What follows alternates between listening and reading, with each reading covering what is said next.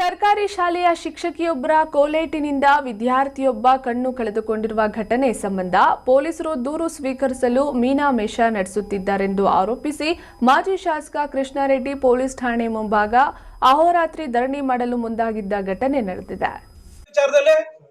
ರಾಜಿ ಮಾಡ್ಕೊಂಡ್ರಿ ಇಲ್ಲಾಂದ್ರೆ ನಾಳೆ ಬೆಳಗ್ಗೆ ನಿಮ್ಗೆ ತೊಂದರೆ ಆಗ್ತದೆ ಅಂತ ಇವಾಗ ಸಬ್ ಇನ್ಸ್ಪೆಕ್ಟರ್ ಹೇಳದೇನ್ರಿ?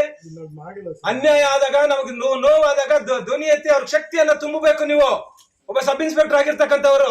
ತಾಲೂಕಿನ ಯಗವಕೋಟೆ ಗ್ರಾಮದ ಅಂಜಲಿ ನಟರಾಜ್ ಅವರ ಮಗ ಯಶವಂತ್ ಪಾಠ ಕೇಳುವ ವೇಳೆ ಶಿಕ್ಷಕಿ ಸರಸ್ವತಮ್ಮ ಎಂಬುವವರು ಆಯಾ ತಪ್ಪಿ ಕೋಲಿನಿಂದ ಬಿದ್ದ ಏಟಿನಿಂದ ಬಲಭಾಗದ ಕಣ್ಣು ಕಳೆದುಕೊಂಡಿದ್ದಾನೆ.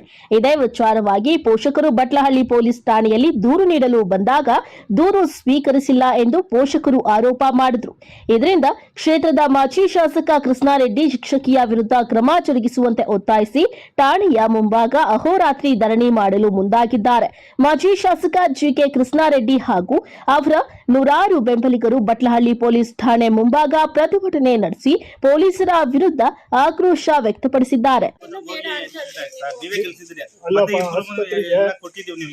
ಮತ್ತೆ ನೀವು ಏನು ಆಕ್ಷನ್ ಬಡಬಗ್ರಿಗೆ ಸಹಾಯ ಮಾಡ್ತಾರೆ, ಬಡಬಗ್ರಿಗೆ ಸಹಾಯ ಮಾಡಿ ಇರ್ತಕ್ಕಂಥವ್ರಿಗಲ್ಲ, ಶ್ರೀಮಂತರಿಗಲ್ಲ, ರೌಡಿಗಳಿಗಲ್ಲ.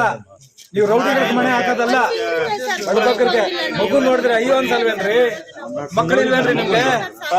ನೋಡಿ ಸರ್, ಹಂಗೆ ಮಗು ನೋಡಿ ಅದನ್ನ ನೋಡಿ ಅಪ್ಪ ನಾವು ಮಾಡ್ತಾ ಇರೋದು. ನೀವು ಇದನ್ನ ವಿಚಾರದಲ್ಲಿ ರಾಜಿ ಮಾಡ್ಕೊಂಡ್ರಿ ಇಲ್ಲಾಂದ್ರೆ ನಾಳೆ ಬೆಳಗ್ಗೆ ನಿಮ್ಗೆ ತೊಂದರೆ ಆಗ್ತದೆ ಅಂತ ಇವಾಗ sub inspector ಹೇಳದೇನ್ರಿ?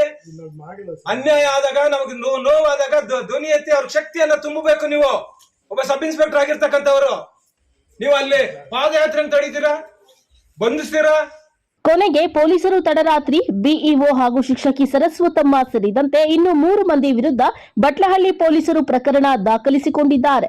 Assam Pasha, MM TV news, Chintamani.